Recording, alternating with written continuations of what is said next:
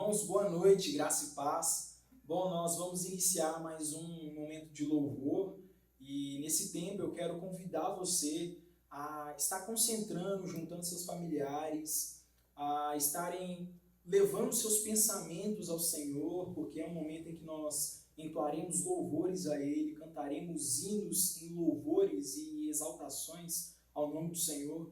E esse é um momento muito importante. É um momento doxológico, como descreve a teologia, que é o momento em que nós prestaremos a nossa adoração em louvores, em gratidão ao Senhor por tudo que Ele tem feito por nós. Então esse tempo é de extrema importância e de extrema relevância. Então, convide os seus familiares para juntos estarem nesse tempo para louvarmos ao Senhor, que é digno de toda honra e de toda glória. Então convido a você na sua casa mesmo, baixar sua cabeça, a estar elevando seu espírito ao Senhor em oração, para que Ele possa conduzir esse tempo e que Ele possa realmente ser glorificado através de nós. Amém? Vamos orar. Querido Deus, nós queremos agradecer ao Senhor, louvar ao Senhor por tudo que o Senhor tem feito, Pai. E nesse tempo, Pai, para entoarmos louvores ao Teu nome, antes de tudo isso acontecer, nós queremos primeiramente pedir perdão, ó Pai, ao Senhor pelos nossos pecados, pelas nossas transgressões, ó Pai, pois somos pessoas, ó Pai, que carecem, ó Pai, a todo momento, ó Pai, da Sua graça, do Seu poder, da Sua misericórdia sobre as nossas vidas. Nós pedimos ao Senhor, ó Pai, que nesse tempo, ó Pai, não sejamos apenas telespectadores, ó Pai, de um culto, ó Pai, mas que sejamos realmente participantes dele, Pai. Que o nosso louvor realmente possa, ó Pai, chegar ao Teu trono de glória, ó Pai.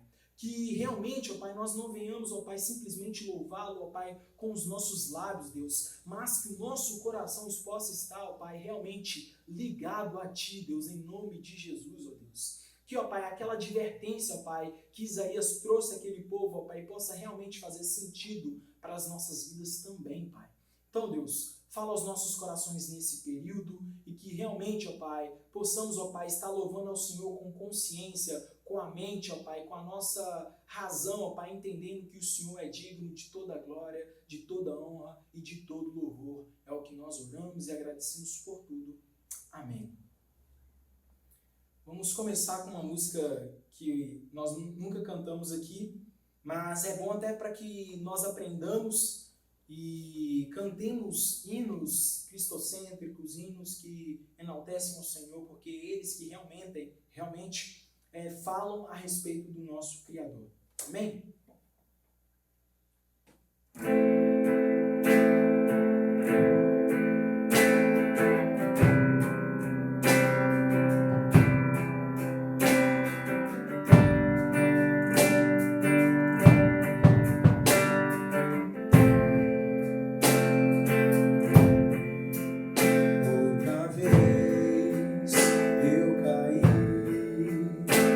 Entreguei ao meu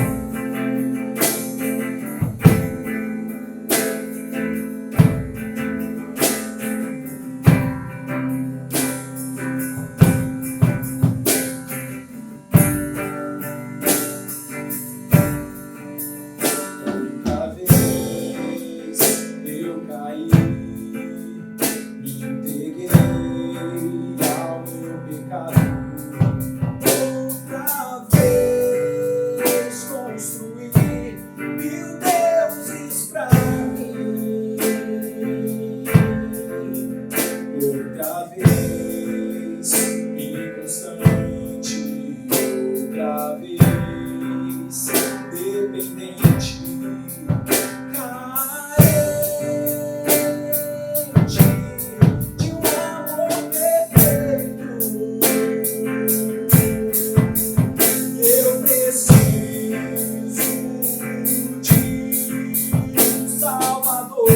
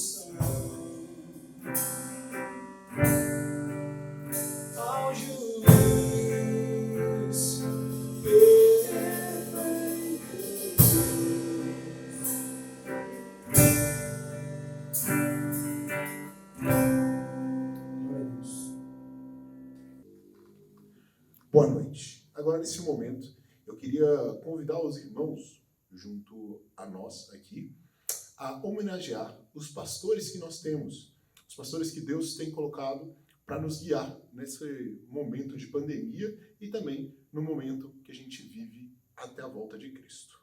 E para isso, eu gostaria de ler, junto aos irmãos, 1 Timóteo 3, que fala assim: esta é uma afirmação digna de confiança. Se alguém deseja ser bispo, deseja uma tarefa honrosa. E vamos nos ater somente ao versículo 1. Esse texto é um texto muito bom, porque eu aprendi ele com assim, o valor dele, né, com o nosso pastor Lucas Ramos. E, de fato, é uma tarefa muito honrosa. E, por isso, nós vamos tomar um momento agora para honrar a vida dos nossos pastores, o Jefferson, o Rossoni, o pastor Lucas e o pastor Eduardo, lá em Juiz de Fora. São pastores que, pelo menos assim, em minha vida, têm sido grande bênção. Eu acredito que nos irmãos também, principalmente nesse tempo de pandemia, que nos ajuda a manter a calma e a manter a estabilidade, né? Tanto emocional e por aí vai. Por isso eu gostaria que os irmãos relembrassem agora, na mente de vocês, momentos que esses pastores que eu acabei de citar foram bons pastores, foram pastores que os ajudaram, cuidaram de vocês. E com certeza há pelo menos um momento que ficou marcado na sua cabeça. Agora que você já lembrou desse momento, eu queria te convidar a orar pela vida desse pastor, a orar pela vida da família desse pastor, ok? Então eu vou fazer agora uma oração geral, mas em honra a todos esses pastores. E incluo também, ouso incluir também, aqueles que estão aí no caminho, né, do ministério, que aí está o Davi, o Dan e de certa forma eu também, ok? Então, vamos orar. Deus, muito obrigado. O Senhor é Senhor soberano sobre todo o universo. O Senhor é criador de toda a criação e é um Pai eterno, é um Pai carinhoso e que nos cuida. E nesse cuidado, o Senhor, Deus, designou pastores para cuidar da gente, Deus. Pai, muito obrigado, porque em meio a essa pandemia, em meio às tribulações naturais da vida, em meio às dificuldades que a gente passa, desde o dia da nossa conversão até o dia da nossa morte ou da volta do Senhor, nós vivemos em constantes conflitos. E o Senhor designa pessoas para cuidar da gente e para nos guiar nesses momentos. Mas, Senhor, neste momento, é nós quem queremos cuidar dessas pessoas que o Senhor designou. É nós quem queremos retribuir esse cuidado, Deus. Pai, que o Senhor possa ter misericórdia de nós e que o Senhor nos ensine a ser ovelhas mais cuidadosas com os nossos pastores, Deus. Que o Senhor, Deus, nos ensine a ter um cuidado maior pelos nossos pastores e pela família deles, Senhor. Pai, eu te peço também, Deus, que o Senhor possa encher de sabedoria, Deus, e conforme o Senhor quiser, nos dons que o Senhor quiser, a vida dos nossos pastores, Deus, a fim de nos ensinar. Deus, que o Senhor, Deus, possa colocar em nós uma comunhão a tal nível de que haja um cuidado mútuo entre nós, ovelhas, e os nossos pastores, Deus.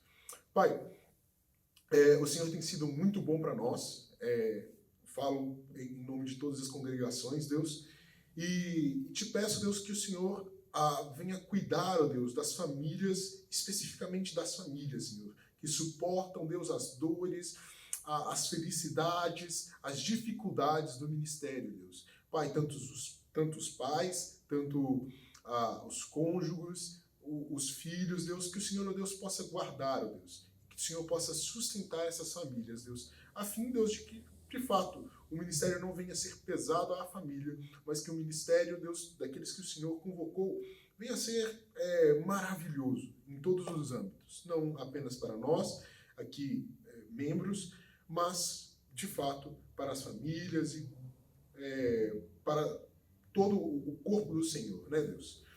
Enfim, Deus, é no nome de Jesus Cristo que nós oramos, também dando glória e louvor ao Pai e ao Espírito Santo. Amém.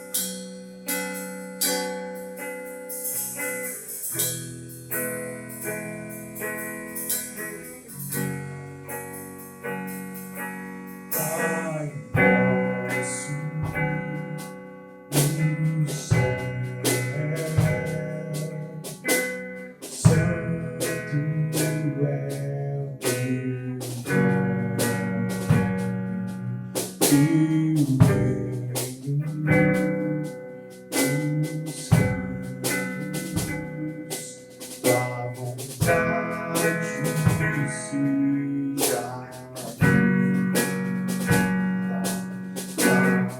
terra como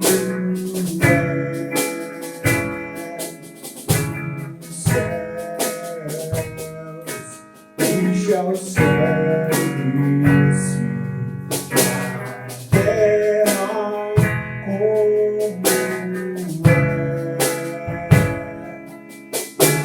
o céu, deixa o céu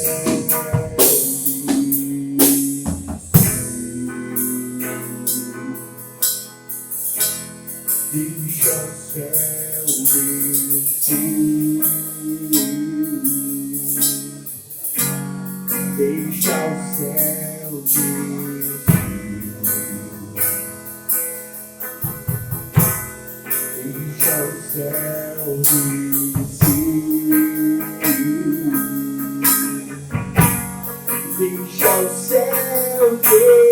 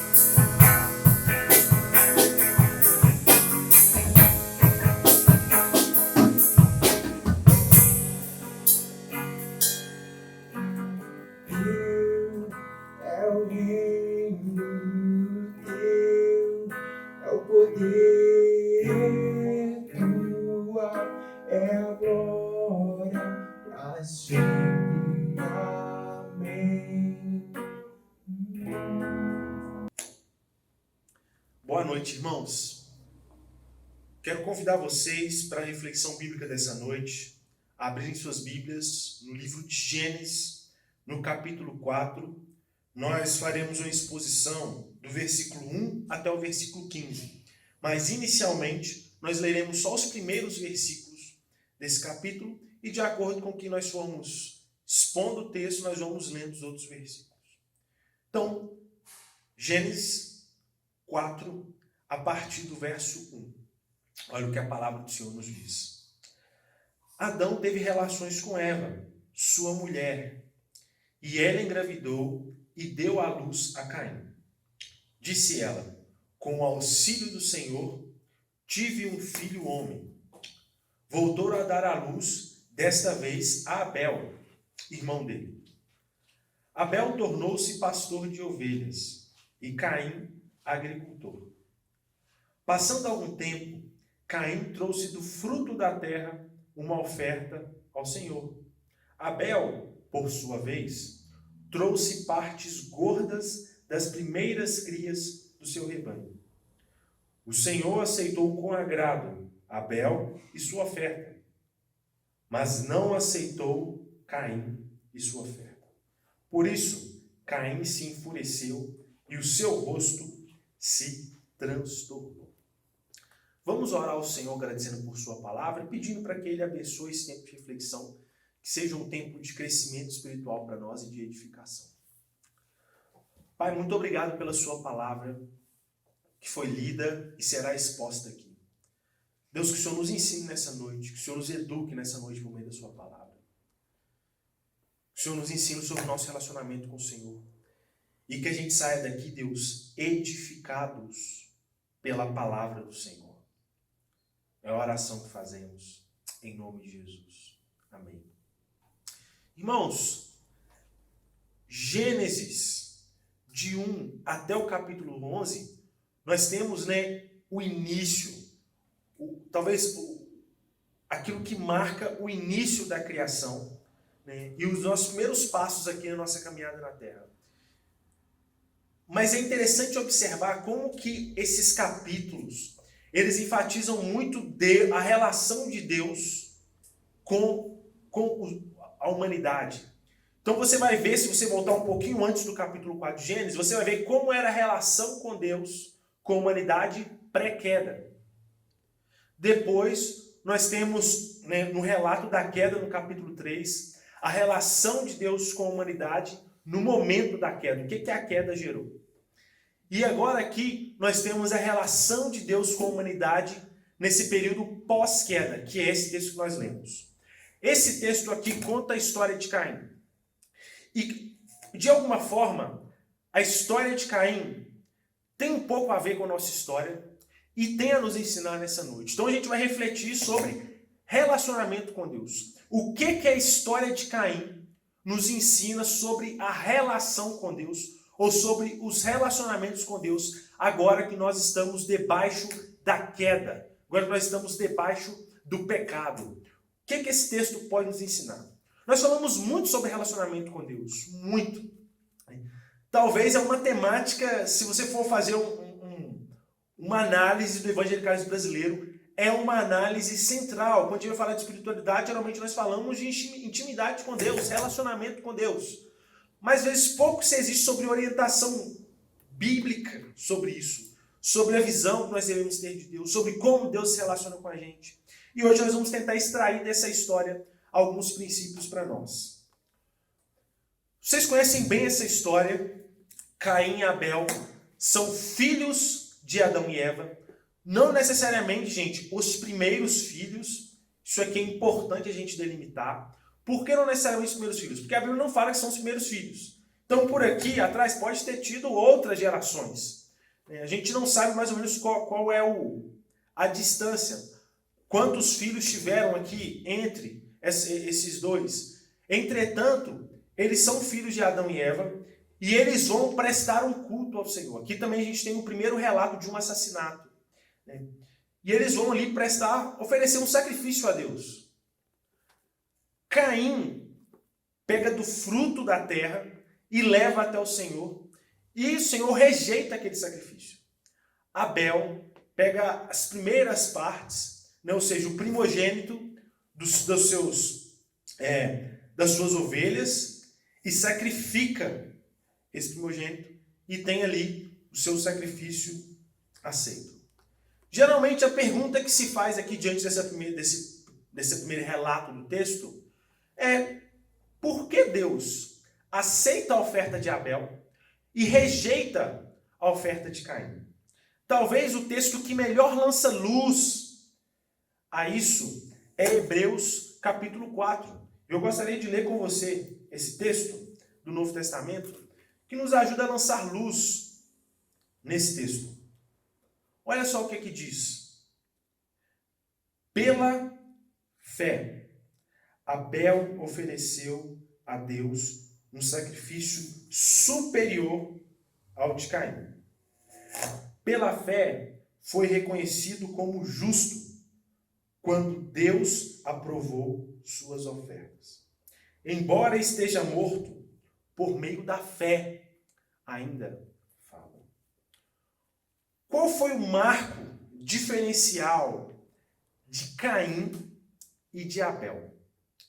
Segundo o texto de Hebreus, foi a fé. E a gente precisa fazer uma pergunta. O que é fé em Hebreus? Geralmente, nós confundimos fé com pensamento positivo.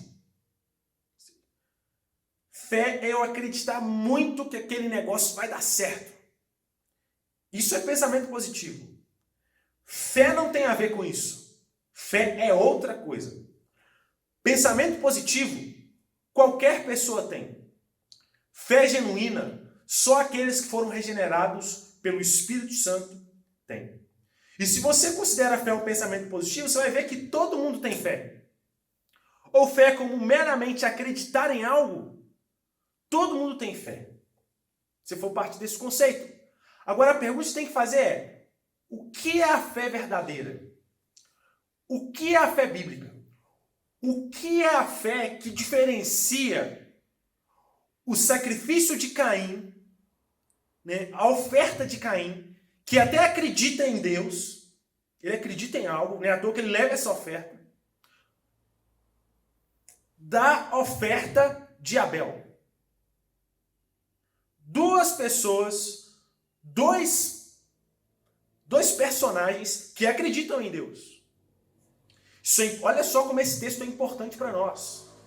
Se você fizer uma pesquisa, vamos pensar no nosso contexto aqui na Vila Pinho, você vai ver que a maioria das pessoas acreditam em Deus. Acreditam em Jesus. Mas o que diferencia a fé verdadeira desse mero acreditar? Ou desse pensamento positivo com relação a algo? Eu acredito que Hebreus oferece uma estrutura interessante para nós, que reflete muito bem lá o que estava acontecendo no texto de Gênesis capítulo 4 que nós lemos. Se você observar todo esse relato dos exemplos de fé, ou como é popularmente dito, dos heróis da fé de Hebreus capítulo 11, você vai ver que eles seguem o mesmo caminho. Eles recebem uma palavra de Deus, recebem essa palavra, tem a palavra de Deus, eles automaticamente se enganjam nessa palavra e no final eles obtêm as promessas. Não é diferente no caso de Abel. Você vai ver que ele oferece um sacrifício, e aqui a gente vai ver de onde ele recebeu essa palavra lá no texto de Gênesis. E ele recebe a promessa, que é o quê? Ser aceito por Deus. Você vai ver isso na história de Noé, quando recebe a palavra de Deus. Está no versículo 7 de Hebreus 11. Ele recebe a palavra de Deus, enganja nessa palavra fazendo uma arca, e no final recebe a promessa porque o dilúvio veio. Você vê isso na história de Abraão, que é talvez o principal personagem dessa narrativa de Hebreus 11. Você vai vendo isso na vida de muitos. Gente, qual que é o ponto diferencial aqui? O ponto diferencial entre Caim e Abel é que Caim, ele ignora a palavra de Deus dada aos seus pais. Ele acredita em Deus, mas ele ignora a palavra de Deus, a revelação de Deus dada a seus pais. Abel não. Abel considera a revelação de Deus dada aos seus pais, que é uma alusão a essa palavra de Deus. Ele se enganja nisso e é aceito por Deus no final. Eu quero mostrar para vocês um texto. Se você observar Gênesis, capítulo 2, versículo 16, olha só o que diz para nós. E o Senhor Deus ordenou ao homem: coma livremente de qualquer árvore do jardim, mas não coma da árvore do conhecimento do bem e do mal. Porque no dia em que dela comer, certamente você morrerá. Deus vira ali para a humanidade e diz, olha, ele faz aqui o que nós chamamos de pacto das obras. Se você comer dessa árvore, certamente haverá morte. certamente você morrerá. Aqui em Adão, a salvação de alguma forma era por obras, porque o pacto era um pacto de obras. E a ruptura desse pacto por parte da humanidade geraria morte. E como nós sabemos a história, Gênesis 3, a humanidade, ela come do fruto e rompe esse pacto que Deus fez com eles de obras. E aí Deus inicia um novo pacto, que é o pacto da graça, baseado no Cordeiro, que foi imolado antes da fundação do mundo em Jesus. Como já dizia um teólogo muito famoso brasileiro, antes que Deus dissesse, haja luz, Deus disse, haja cruz. E é isso que permeia essa narrativa. E logo após que a humanidade cai, ela peca, você vai ver no versículo 20 do capítulo 3, o que Deus precisa fazer? Você vai ver que ali a humanidade percebe que está nua, ou seja, ela se sente envergonhada por causa daquela situação, porque o pecado mudou algo na humanidade, o pecado gera vergonha em nós, e para cobrir essa vergonha, para que agora a gente chegue diante de Deus, o que Deus precisa fazer? A humanidade logo tenta justificar, né? Pega ali as folhas, já tenta se tampar, é a tentativa humana agora de se justificar, é o Abel. Mas Deus faz algo, Deus faz um movimento em direção à humanidade, que está no 3:20, que fala assim, Adão deu à sua mulher o nome de Eva, pois ela seria mãe de toda a humanidade. Versículo 21. O Senhor Deus fez roupas de pele e com elas o vestiu. Adão e sua mulher. Olha que interessante. Logo após a queda, o homem tenta cobrir suas vergonhas. Mas o que Deus faz? Deus, se for ver no hebraico, é como se Deus pegasse animais, sacrificasse e cobrisse as vergonhas de Adão e Eva. O que está sendo revelado? Que sempre que há pecado, tem que haver morte. O pecado gera morte. Essa era a revelação de Deus dada aos pais de Caim e Abel. Se há pecado, há morte. Qual que é a diferença entre os dois? Caim ignora. Caim acredita em Deus. Ele acredita em Deus. Se fosse contextualizar para hoje, acredita em Jesus. Mas ele ignora a revelação especial de Deus. Para nós, expressa em sua palavra. E quando Caim ignora essa revelação especial de Deus, ele tenta desenvolver sua espiritualidade à luz da sua potência. À luz daquilo que ele pode oferecer. À luz da sua estética, da sua aparência.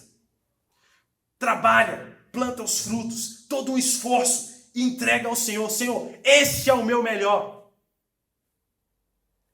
Abel tem uma atitude diferente. Abel olha para a revelação dada aos seus pais.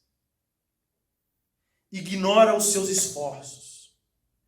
E fala, eu preciso seguir aquilo que Deus revelou aos meus pais.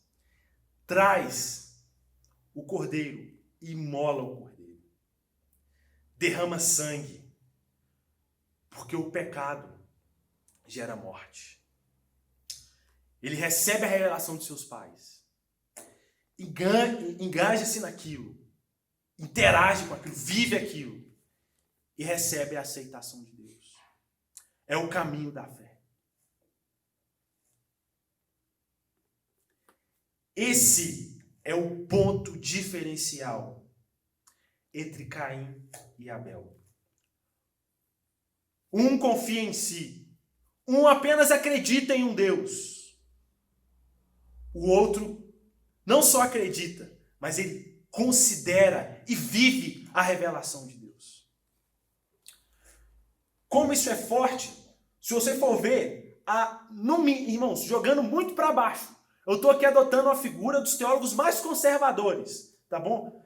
Apesar de eu achar que isso é muito mais que isso aqui. cerca de 2.500 anos depois, em Êxodo 13, 12 e Números 18, 17, você vai ver Deus falando sobre imolar cordeiro com o povo. Mas essa revelação já havia sido dada desde Adão e Eva. Esse é um marco diferencial. O sacrifício de Caim,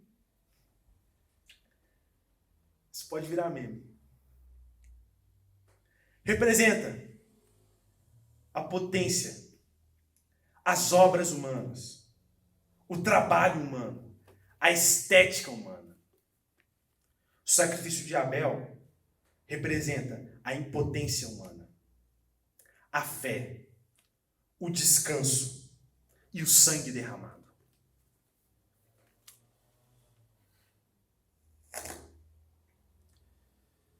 O que isso nos ensina sobre o nosso relacionamento com Deus? Todas as vezes que nós tentamos nos relacionar com Deus, baseado na nossa potência, baseado naquilo que nós podemos oferecer a Deus, nós seremos rejeitados por Deus. Porque nós só podemos ser aceitos baseados na nossa impotência.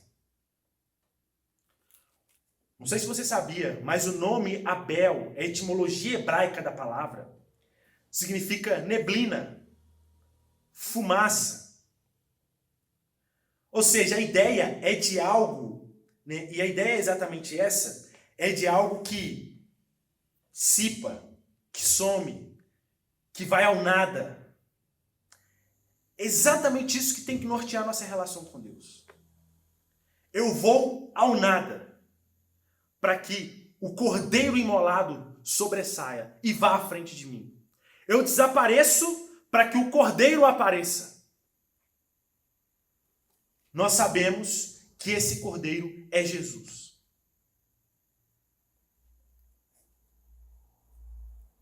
Relacionamento com Deus baseado na potência humana gera rejeição. Tem um teatro muito famoso chamado Mãos Vazias. E nesse teatro, geralmente, quando as pessoas encenam, é uma cena de Deus no seu trono e as pessoas chegando diante de Deus, oferecendo, né, e mostrando aquilo que eles portavam em suas mãos, ou seja, suas obras, suas potências. E geralmente as pessoas que são condenadas, segundo esse teatro, são aquelas pessoas que não têm nada para oferecer para Deus. Eu acho que esse teatro inverteu a lógica. Porque a lógica correta é: os que são aceitos são os impotentes. Os que não têm nada. Só tem o Cordeiro de Deus, que foi imolado antes da fundação do mundo. Jesus Cristo. Não existe relacionamento saudável com Deus baseado em potência humana. Relacionamento com Deus baseado na potência, baseado na estética, né? Aquela capa religiosa que você coloca para parecer bonzinho para as pessoas ou para parecer muito religioso para as pessoas, leva à rejeição. Você viu aquelas pessoas muito santas? Geralmente por trás dessas pessoas tem um pecado. Gostam de arrotar a santidade. Por quê? Provavelmente estão sendo rejeitadas por Deus. Esse é o primeiro princípio nosso aqui sobre nossa relação com Deus. Relacionamento baseado na potência humana com Deus leva à rejeição. Caim nos ensina isso. Por fim, o texto continua.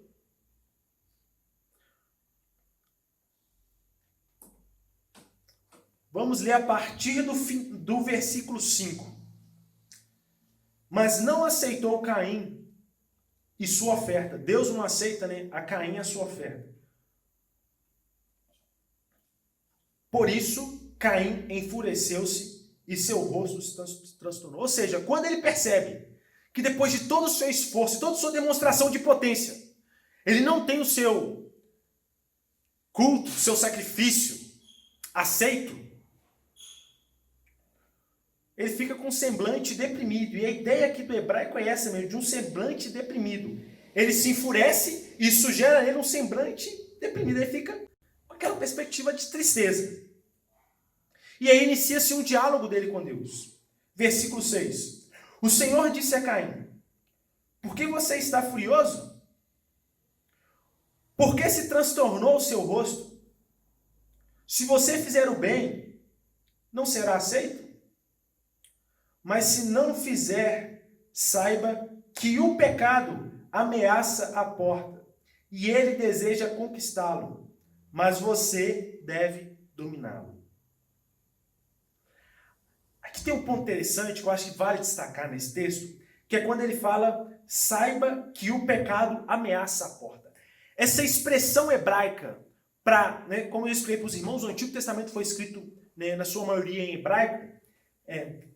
Essa expressão em hebraico, ameaça a porta, é a mesma ideia de uma serpente que está pronta para dar um bote. Ou seja, o diabo, no texto hebraico,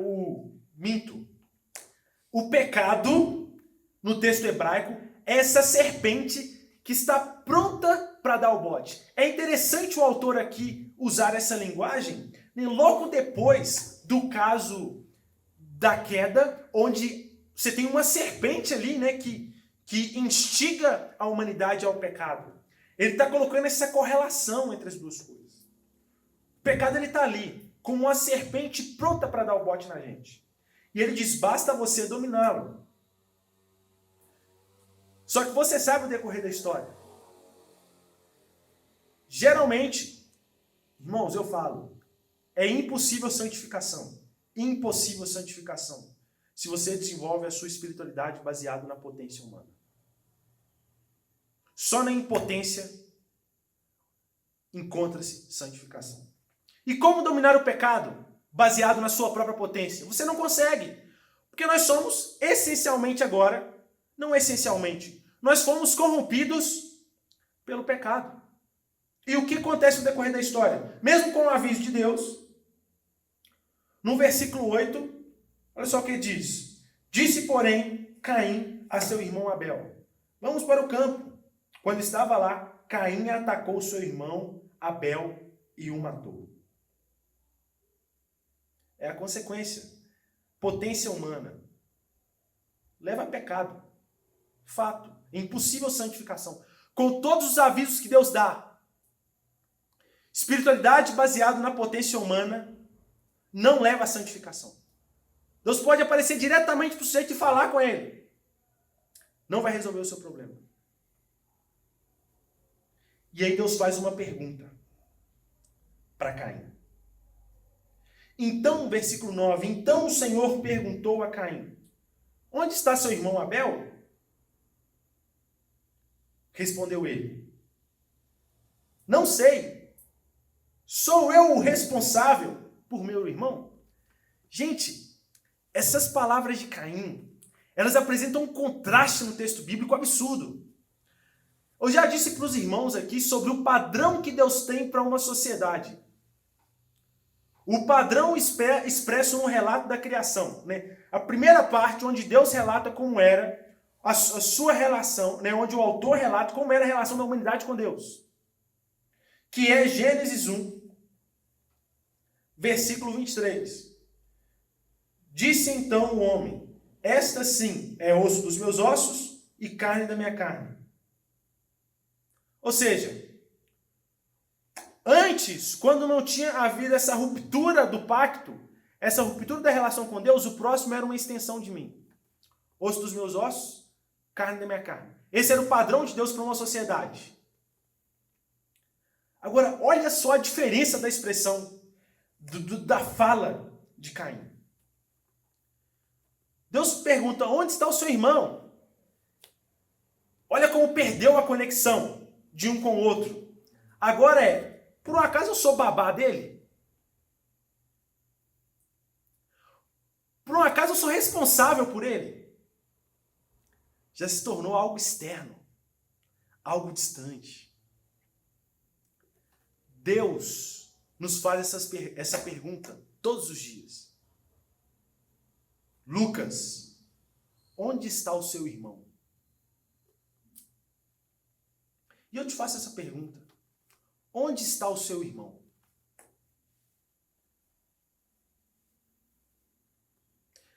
Deus faz essa pergunta para a nossa sociedade todos os dias. Onde estão os seus irmãos?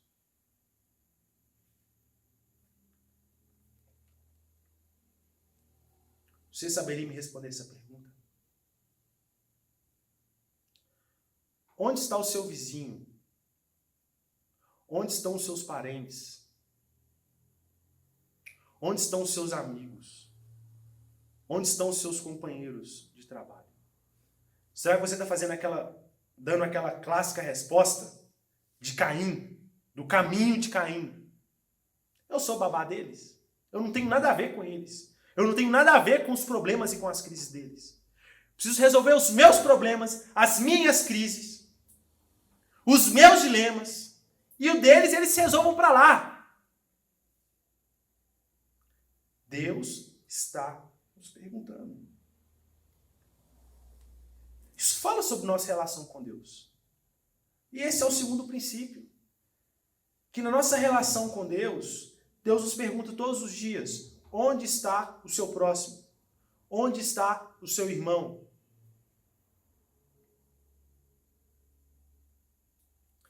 Será que a nossa postura é a postura dos religiosos da parábola do bom samaritano contada para Jesus, que veem a aflição do outro e passam de lado, ou seja, apatia total, ignora? Samaritano? Não. Esse povo não é legal, não. Fulano está ali sofrendo? Deixa para lá.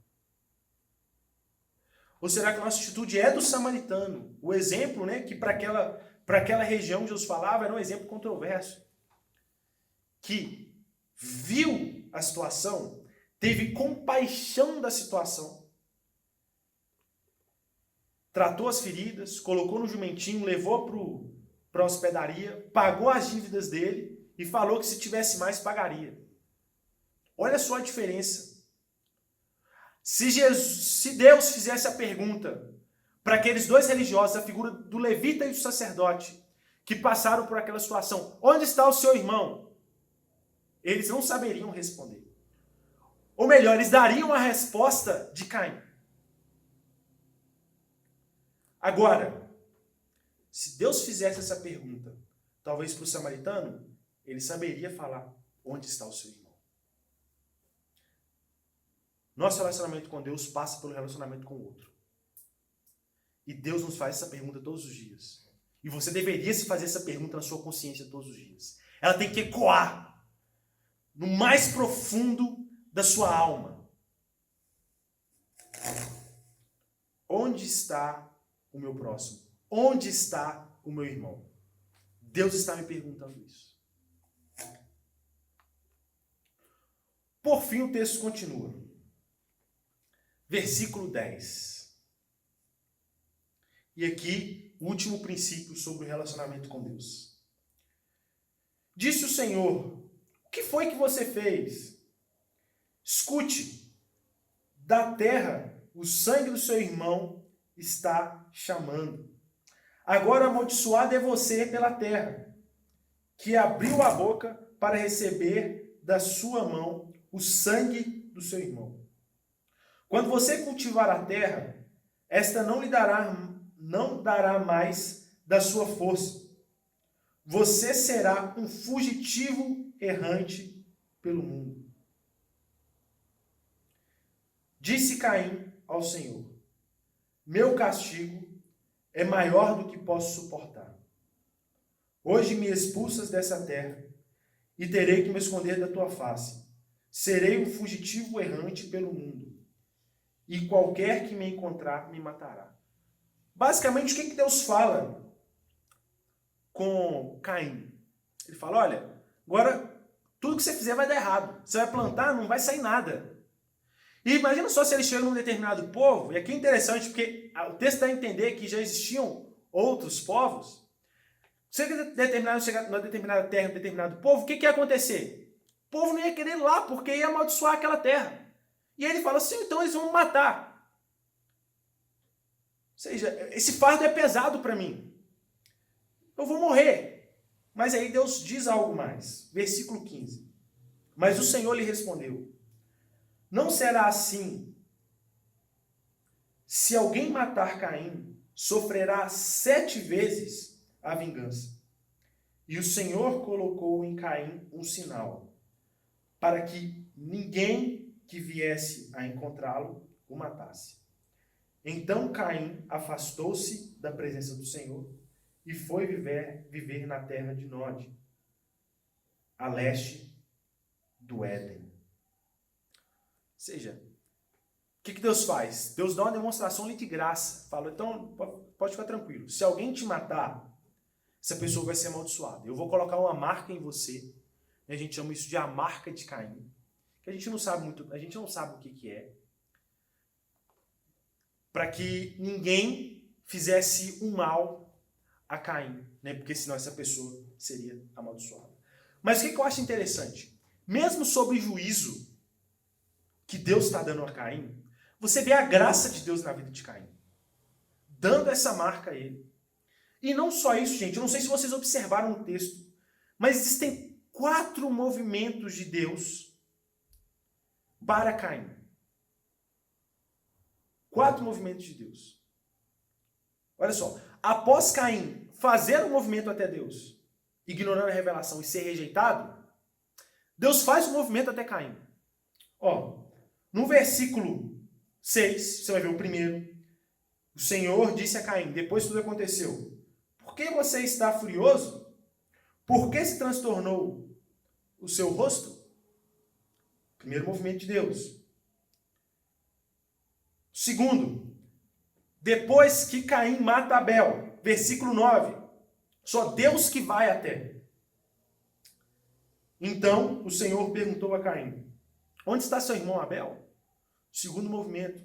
Terceiro movimento, versículo 10, onde ele rejeita Deus de novo, fala: eu sou babá do meu irmão. Ele rejeita o Senhor e Deus faz o terceiro movimento. Diz o Senhor: o que foi que você fez? O movimento, olha só, me fala o que você fez. E o quarto movimento, versículo 15, que é o que a gente está lendo. Mas o Senhor respondeu: não será assim.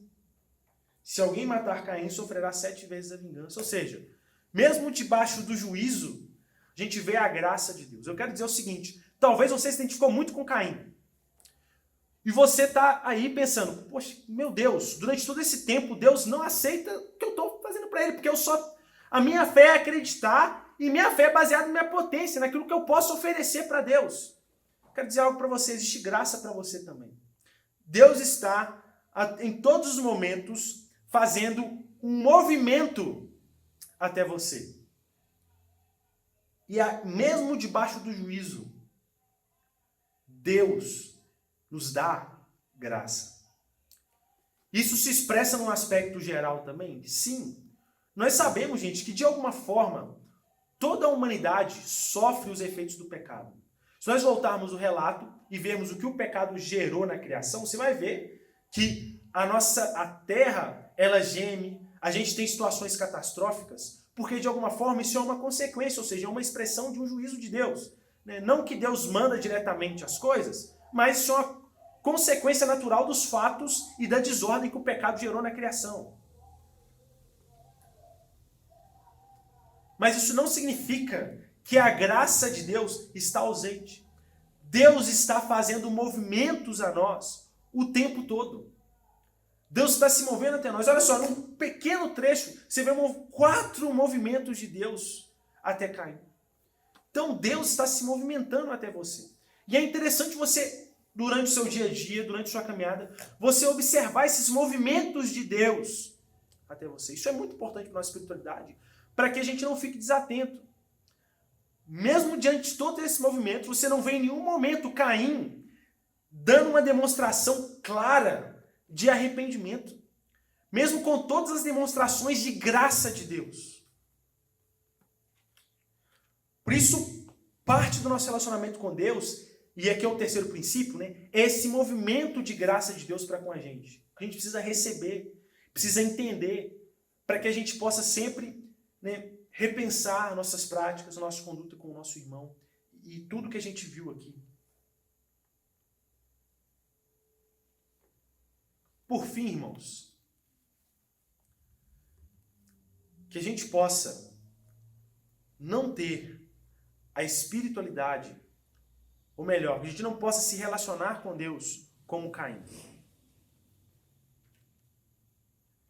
Que a gente não se relacione com Deus baseado na nossa potência. Que a gente saiba dar respostas a Deus de onde está o nosso irmão.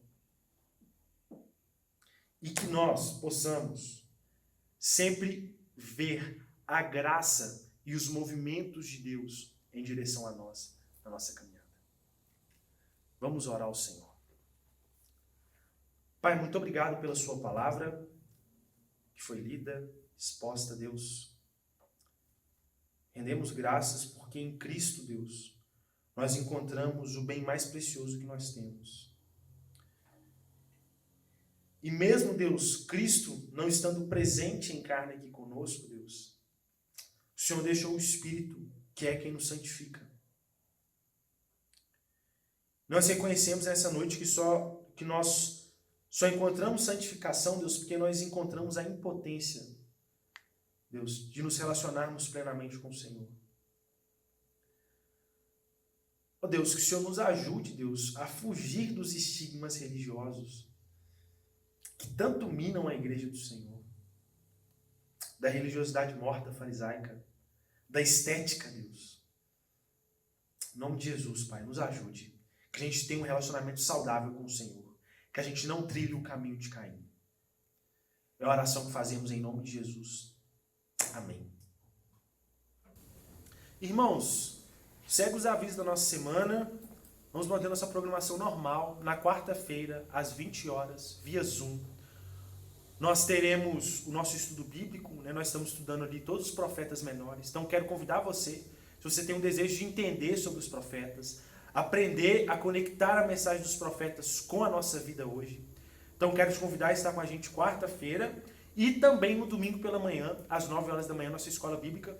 Nós também estamos seguindo nesse estudo dos profetas menores. Tem sido um tempo muito bom e eu gostaria de te convidar para isso. Na parte da tarde, entre 1h30 até as 5h30, nossa igreja também estará aberta aqui, para que caso os irmãos queiram trazer dízimos, ofertas, ou caso os irmãos queiram ter um tempo de conversa comigo, um tempo de oração. A gente tem tido tempos aqui maravilhosos, né? Tem sido muito positivo. Então, se você tem esse desejo, você também pode vir, né? A gente vai ter esse tempo junto. E à noite, via YouTube, como está acontecendo aqui agora, né? Às 19h30, nós teremos o nosso culto de celebração ao Senhor. Aproveito para dizer, né? Talvez alguns irmãos já estão se perguntando sobre a volta. Eu conselho, nós já estamos conversando para fazer um processo de volta gradual das nossas atividades presenciais. Né? Então, os irmãos precisam ficar atentos ao WhatsApp, que é o nosso canal principal de avisos. Então, fiquem atentos, as mensagens chegam para vocês. Se por acaso você não está recebendo mensagem,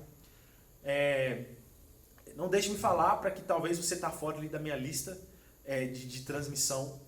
Então, fiquem atentos para que a gente possa caminhar junto todos informados. Que Deus abençoe vocês. Vocês tenham uma semana agraciada pelo Senhor.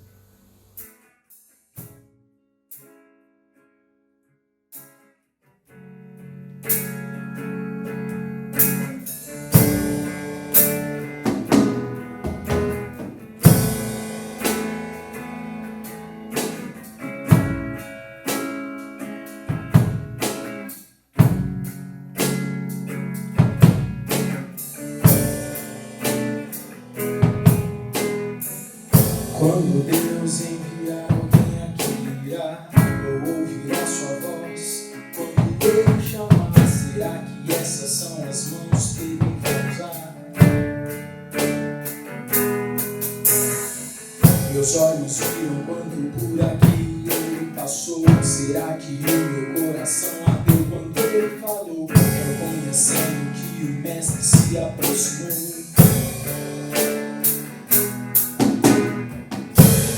Mesmo que eu não te ouça,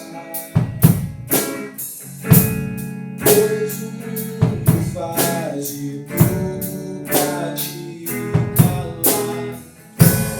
Tu renova minhas forças, me põe de pé. diz pra mim que tu me aceitas. E o sacrifício sou eu no teu altar. Sou teu, vou